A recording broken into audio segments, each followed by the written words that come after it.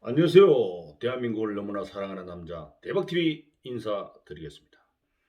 요즘 대한민국은 외부가 아닌 내부에 의해 캐묻은 것들이 하나 둘씩 정리되고 있는 것을 보면은 그래도 대한민국은 희망이 있는 나라구나 하는 생각을 해봅니다. 오늘은 대한민국의 현 주소를 짚어보고 무엇이 문제이고 윤석열 검찰총장이 왜 현대판 독립군 투사인지에 대해 이야기 보따리를 풀어보고자 합니다. 좋아요, 구독 꼭 눌러주시기 바랍니다.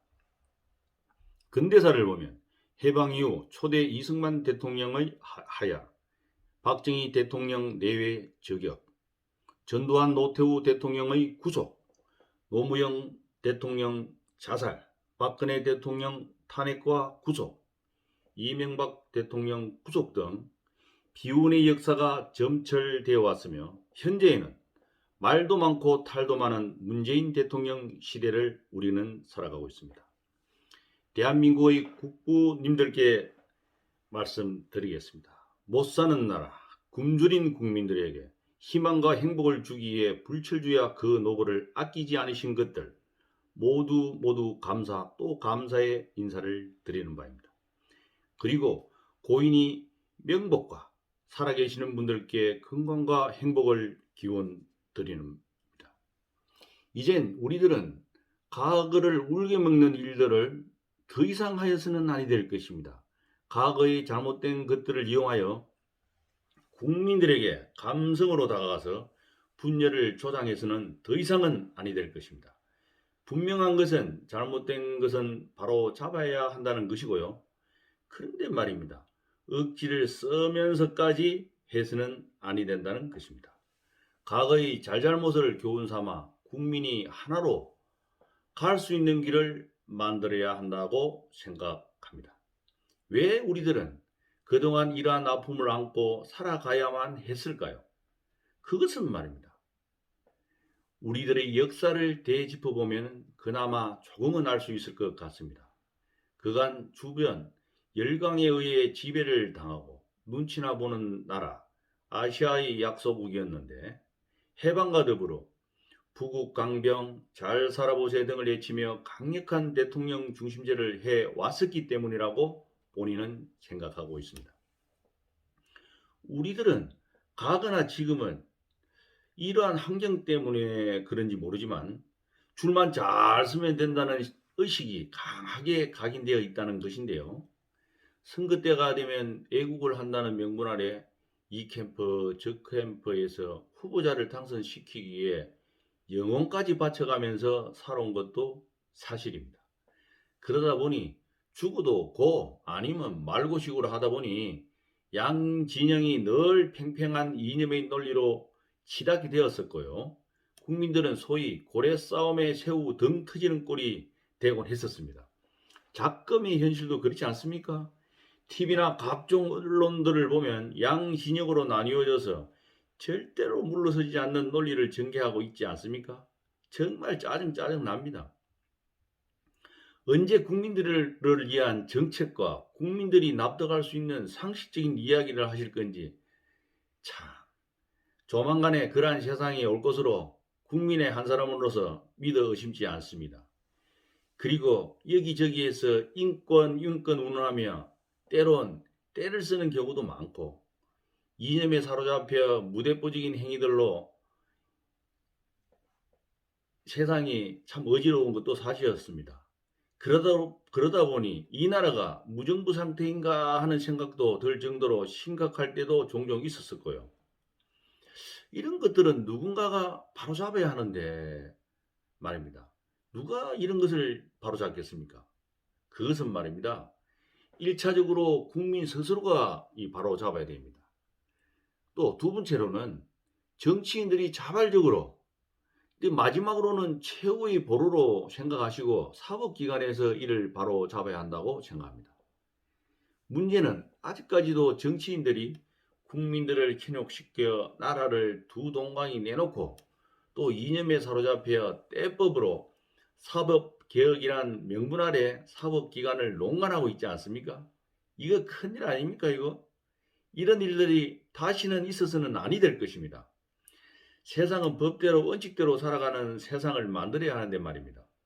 그동안 양진영으로 나뉘어져 줄 잘못 서면 죽고 줄 잘 서면 부귀영화도 누리고 있는데 말입니다. 예를 들면 줄 잘 서면 공천받고 일자리도 생기고 하는 것을 보세요. 그런 사람들은 보온한답 치고 늘 어디에서나 때나 장소를 가리지 않고 지지했던 정당이나 지지했던 사람들을 원사이드적으로 옹호하고 있지 않습니까? 그러니까 하나가 될 수 있겠습니까? 절대 될 수가 없지요. 예를 들면 조국을 수호하고 정경심을 사랑한다는 명분을 내세워 서초동에서 마이크를 잡고 집회를 주도하고 현 정부나 특정인에 대한 것을 언론동에서 옹호했던 사람들이 국회의원 공천도 받고 말이죠. 또 주요 보직에 발탁도 되는 사례들을 우리는 종종 접하지 않습니까? 모든 것들은 공평하고 공정하고 정의로워야 한다는 것인데요.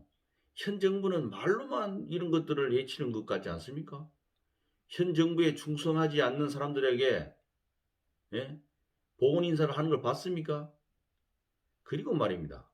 은칙을 말했다는 이유로 퇴출당하는 금태섭 의원이나 진실을 말했던 진중권 교수, 주진우 기자 등등 말입니다. 그들은 진영으로부터 집중 포화를 맞지 않았습니까? 이런 것들을 보면 오늘의 우군도 생각을 달리하면 적군이 되고 이게 말이 되는 겁니까 이거? 조직이 발전하려면 다른 소리에도 귀를 기울여야 하는데 말이죠. 조금만 싫은 소리를 하면 벌떼처럼 몰려와 쏘아대고 말이죠. 참 세상은 요지경입니다. 이번 조국이나 정경심 사건도 보십시오. 어떻게 결론이 났습니까?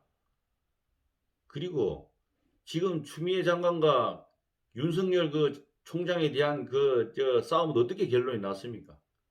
원칙대로 하세요. 원칙대로. 왜 절차도 무시하고 말이죠. 막 증거도 없고 말이죠. 그런데 무리하게 이렇게 해가지고 온 나라를 말이 시끄럽게 하는 거예요. 더더욱 중요한 사실은 박근혜 정부 때 잘못된 부분을 강력하게 수사를 했다는 이유로 검찰총장으로 발탁 인사를 해놓고 말이죠. 현 정부에 대한 잘못된 것을 수사한다는 이유로 그를 강퇴시키려고 하는 윤석열 검찰총장이 있지 않습니까? 그동안 살아있는 권력에 맞섰다는 이유로 주변 직계 검사들 다 자천시키고 말이죠. 손발도 다 잘라버리고 말이죠. 식물 검찰총장 만들어 놓고 여당 대표는 물론 여당 인사들까지 집중적으로 포화를 막 쏴대고 말이죠. 이런 것들에 대해서 말이 굽히지 않고 정의를 위해 두벅두벅 걸어가는 것을 보고 또 이들은 개심죄를 적용해서인지 이번에는 윤 총장에게 직무정지 또 징계 청구를 해갖고 정직 이월 처분을 내리고 말이죠. 또 이걸 또 문 대통령이 또 재가를 하게 만들고 말이죠. 이런 행위는 한마디로 야, 너 좋은 말 할 때 스스로 물러가. 그러지 않으면 너 완전히 죽여버리겠다는 것 아니에요?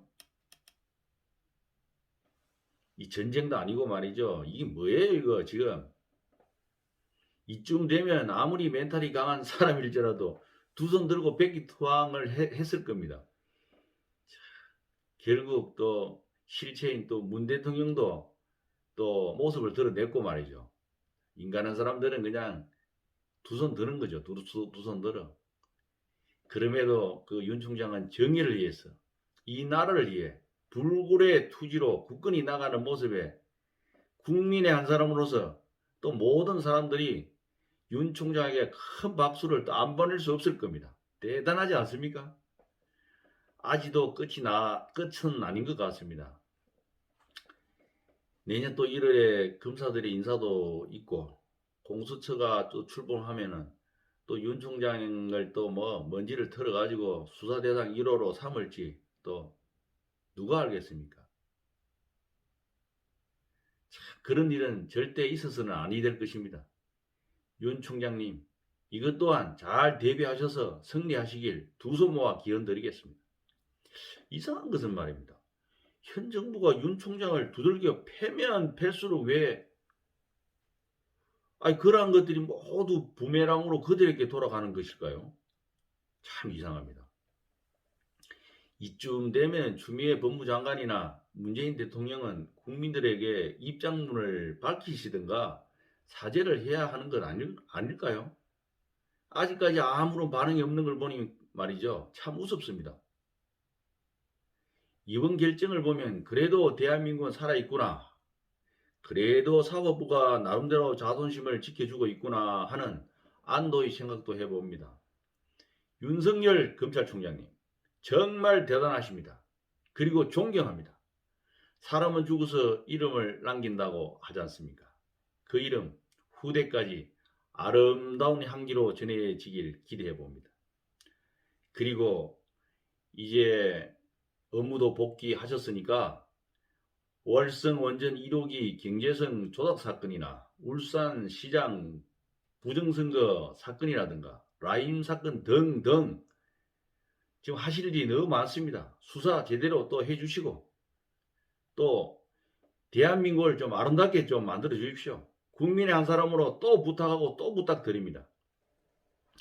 영웅은 난세에 난다고 했습니다. 이러한 난국을 마무리를 할 수 있는 분이 지금 누가 있습니까? 이제 나온 것 같습니다. 그분이 바로 윤석열 검찰총장이라고 저는 생각합니다. 저는 말입니다. 윤 총장이야말로 나라가 어려울 때 목숨도 던져가며 나라를 구하기 위해 투쟁했던 현대판 독립군 투사이구나 하는 생각도 해봅니다. 그리고 말입니다. 박정희 대통령과 박근혜 대통령을 존경하시는 분들께 감히 말씀드리겠습니다.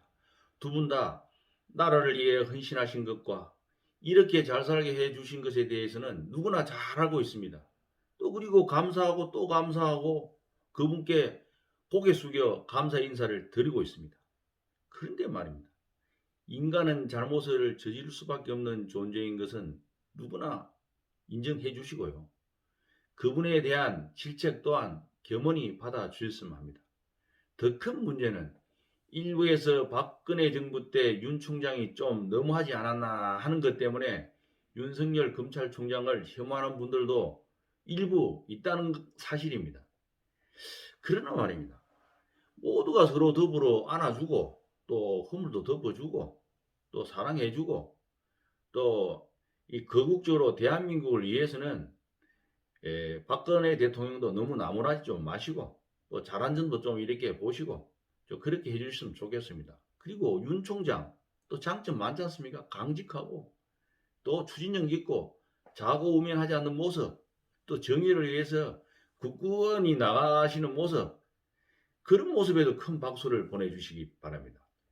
이제는 모두가 하나가 되어야 할 것 같습니다. 새로운 정부가 들어서면은 권력도 좀 나눠가지고 상권도 완전히 분리되게 하시고 보복도 하지 마시고 다 함께 나아가는 세상을 만들어야 하지 않겠습니까?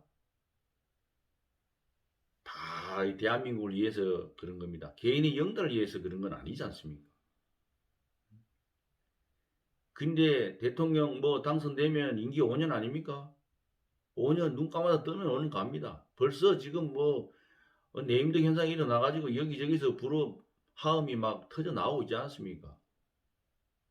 좀 내려놓으시고 함께 더불어 살아가는 세상을 좀 만들어 주십시오. 또 앞으로 어느 분이 대통령이 될지 모르지만은 함께 더불어 살아가는 그러한 대한민국을 만들어 주십시오.